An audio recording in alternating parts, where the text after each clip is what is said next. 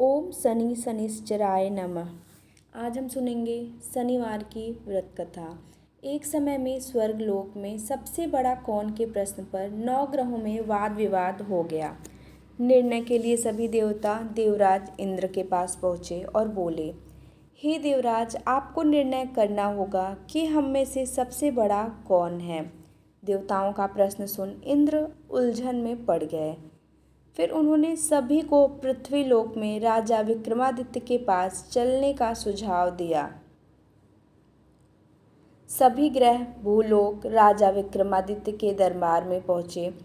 जब ग्रहों ने अपना प्रश्न राजा विक्रमादित्य से पूछा तो वह भी कुछ देर के लिए परेशान हो उठे, क्योंकि सभी ग्रह अपनी अपनी शक्तियों के कारण महान थे। किसी को भी छोटा या बड़ा कह देने से उनके क्रोध के प्रकोप से भयंकर हानि पहुंच सकती थी। अचानक राजा विक्रमादित्य को एक उपाय सूझा और उन्होंने विभिन्न धातुओं जैसे सोना, चांदी, कांसा, तांबा, सीसा, रांगा, जस्ता, अभ्रक व लोहे के 9 आसन बनवाए। सबसे आगे सोना और सबसे पीछे लोहे का आसन रखा गया। उन्होंने सभी देवताओं को अपने अपने आसन पर बैठने को कहा। उन्होंने कहा, जो जिसका आसन हो ग्रहण करें। जिसका आसन पहले होगा वह सबसे बड़ा तथा जिसका आसन बाद में होगा वह सबसे छोटा होगा।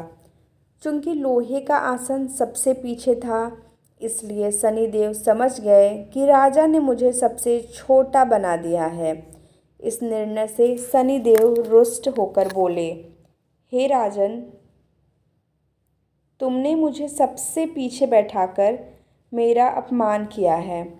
तुम मेरी शक्तियों से परिचित नहीं हो। सूर्य एक राशि पर 1 महीने, चंद्रमा 2 महीने 2 दिन, मंगल 1.5 महीने, बुध और शुक्र 1 महीने, बृहस्पति 13 महीने रहते हैं। लेकिन मैं किसी भी राशि पर 2.5 वर्ष से लेकर 7.5 वर्ष तक रहता हूँ। बड़े बड़े देवताओं को मैंने अपने प्रकोप से पीड़ित किया है। अब तू भी मेरे प्रकोप से सावधान रहना। इस पर राजा विक्रमादित्य बोले, जो कुछ भाग्य में होगा देखा जाएगा। इसके बाद अन्य ग्रहों के देवता तो प्रसन्नता के साथ चले गए, परंतु शनिदेव बड़े क्रोध के साथ वहां से विदा हुए।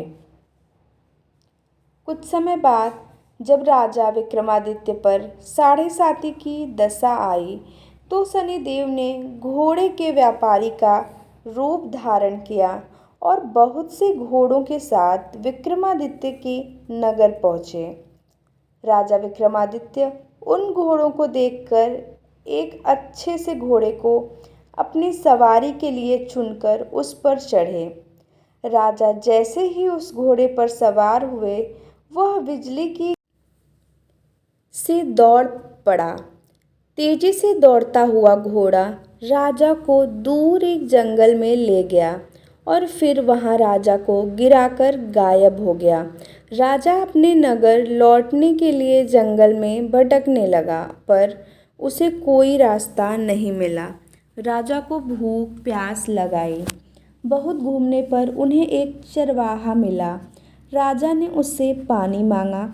पानी पीकर राजा ने उस चरवाहे को अपनी अंगूठी दे दी और उससे रास्ता पूछकर जंगल से निकलकर पास के नगर में चल दिए। नगर पहुंचकर राजा एक सेठ की दुकान पर बैठ गए। राजा के कुछ देर दुकान पर बैठने से सेठ की बहुत बिक्री हुई। सेठ ने राजा को भाग्यवान समझा और उसे अपने घर भोजन पर ले गया। सेठ के घर में सोने का एक हार खूंटी पर लटका हुआ था। राजा को उस कमरे में छोड़कर सेठ कुछ देर के लिए बाहर चला गया। तभी एक आश्चर्यजनक घटना घटी।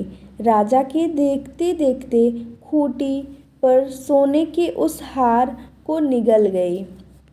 सेठ ने जब हार गायब देखा तो उसने चोरी का संदेह राजा पर किया और अपने नौकरों से कहा कि इस परदेसी को रस्सियों से बांधकर नगर के राजा के पास ले चलो।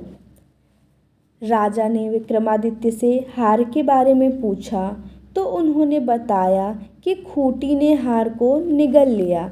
इस पर राजा क्रोधित हुए और उन्होंने चोरी करने के अपराध में विक्रमादित्य के हाथ पांव काटने का आदेश दे दिया।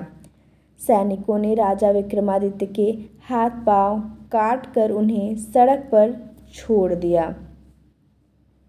कुछ दिन बाद एक तेली उन्हें उठाकर अपने घर ले गया और उसे कोल्हू पर बैठा दिया। राजा आवाज़ देकर बैलों को हाँकता रहता। इस तरह तेली का बैल चलता रहा और राजा को भोजन मिलता रहा। शनि के प्रकोप की 7.5 पूरी होने पर वर्षा ऋतु प्रारंभ हुई। एक रात विक्रमादित्य मेघ मल्हार गा रहा था। तभी नगर की राजकुमारी मनभावनी रथ पर सवार उस घर के पास से गुजरी। उसने मल्हार सुना तो उसे अच्छा लगा और दासी को भेजकर गाने वाले को बुला लाने को कहा। दासी लौटकर राजकुमारी को अपंग राजा के बारे में सब कुछ बता दिया। राजकुमारी उसके मेघ मल्हार से बहुत मोहित हुई और सब कुछ जानते हुए भी उसने अपंग राजा से विवाह करने का निश्चय किया। राजकुमारी ने अपने माता पिता से जब यह बात कही तो वह हैरान रह गए। उन्होंने उसे बहुत समझाया पर राजकुमारी ने अपनी जिद नहीं छोड़ी और प्राण त्याग देने का निश्चय कर लिया।